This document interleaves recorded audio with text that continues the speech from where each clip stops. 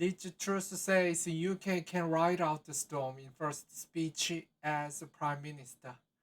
London CNN.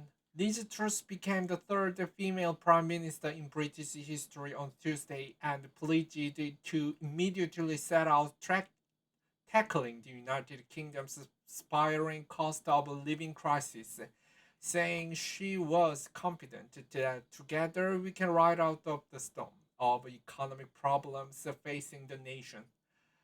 Truss, 47, took the office on a day of ceremony that saw her scandal flagged predecessor, predecessor Boris Johnson bow out in a defiant speech at Downing Street in London before both the politicians flew to meet the Queen in Scotland for the transfer of power.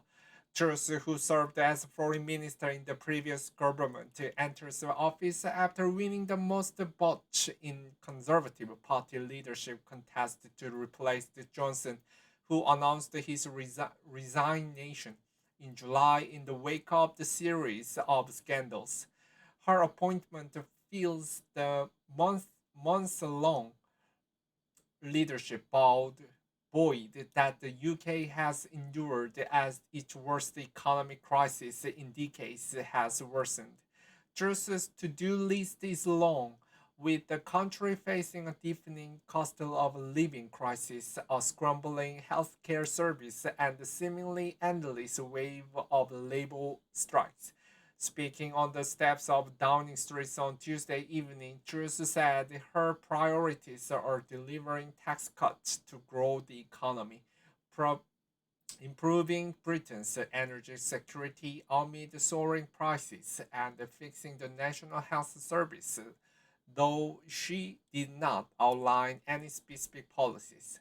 She also said she would defend freedom and democracy in the face of Russia's war in Ukraine. I will deal hands off with the energy crisis forged by Putin's war. I will take action this week to deal with the energy bills and to secure our future energy supply, Truss said. By delivering on the economy, on energy, and on the NHS, we will put our nation on the path to long term success. The Queen welcomes Truss at Balmoral on Tuesday. She ended on the optimistic note, acknowledging the many difficulties the UK faced at the moment. We should not be daunted by the challenges we face. As strong as the storm may be, I know that the British people are stronger. Truss said, our country was built by people who get things done. We have huge reserves of talent, of energy and determination, and I'm confident that together we can ride out the storm. The most urgent problem Truss must address is the skyrocketing cost of energy, which could unleash a wave of business closures and force millions of Britons to choose between putting food on the table and heating their homes this winter. Experts have warned that people will become destitute and cold weather deaths will rise unless something is done fast. The Bank of England anticipates that the inflation in the UK will jump to 13% as the energy crisis intensifies, and that the country will enter a recession before the end of the year. Goldman Sachs has warned the inflation could even reach 22% if natural gas prices remain elevated at current levels. Truss was formally installed as Prime Minister on Tuesday after visiting Queen Elizabeth II at Balmoral Castle on the royal estate in Scotland in a break with the norms. Traditionally, the Queen invites the new Prime Minister to form a government during an audience at London's Buckingham Palace. But for the first time in her 70-year reign, the monarch chose not to travel to British capital as the precaution due to her mobility issues.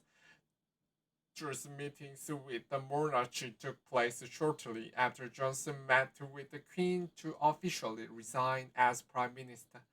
In his farewell speech outside Downing Street early Tuesday, Johnson touted his achievement, made no mention of failures, and pledged to support Truss's new government.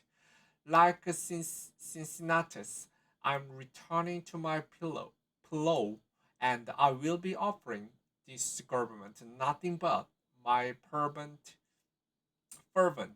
support, referring to a Roman statesman who, according to a legend, devoted himself to the Republic during times of crisis. It's time for us all to get behind the lead Truss and her team and her program. Truss will now set out to appointment a cabinet and will be expected to promote many allies who backed her leadership campaign. Kwasi Kwarteng and Shala Braverman are tipped for promotions to Johnson loyalists. Nadine, Doris, and Pretty Patel have quit. Truss will also be expected to outline her plans for dealing with the UK's urgent cost of living crisis as soon as possible. Her political opponents, both inside and outside the Conservative Party, will not deem it acceptable if the new leader fails to outline specific policies in the next 48 hours. Truss will then face the leader of the opposition Labour Party, Starmer, for her first Prime Minister's questions in the House of Commons on Wednesday afternoon, which will be seen by her team as the important moment to set the tone of her leadership. Particular attention will be paid to how much Truss deviates from Johnson's legislative agenda, particularly as she was seen as the Johnson continually candidate in the leadership race. Who is Liz Truss? Truss, who served most recently as foreign minister in Johnson's government, follows the Margaret Thatcher and Theresa May to become Britain's third female premier. In recent years, Truss has been compared to Thatcher, who, for many on the right, remains the benchmark for conservative leaders. She was a tax-cutting, hard-nosed leader who took on the unions and played a large role in ending the Cold War. Like Thatcher, Truss has come from relatively humble beginnings to dominate a world inhabited largely by men.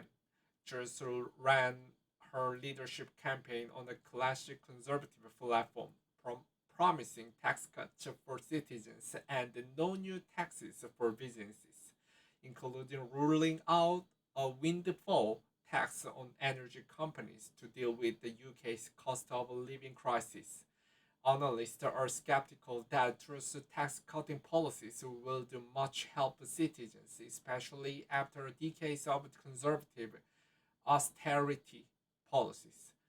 The Institute for Fiscal Studies, an independent research group focusing on public finances, said last month that Truss and leadership rival Rishi Sunak, who were both promising tax cut and smaller government spending, needs to recognize this even greater than usual uncertainty in the public finances.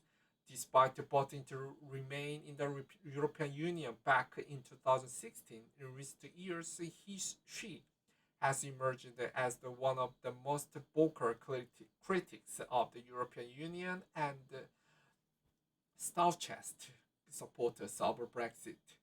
But critics have accused her newfound hardline Brexit stance of being a cynical ploy.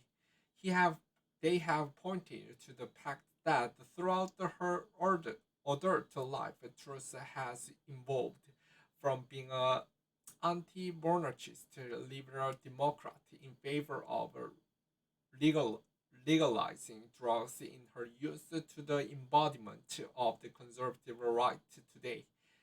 Before the Brexit referendum, Truss said that she was backing remains as I believe it is in Britain's economic interest and means we can focus on vital economic and social reform at home.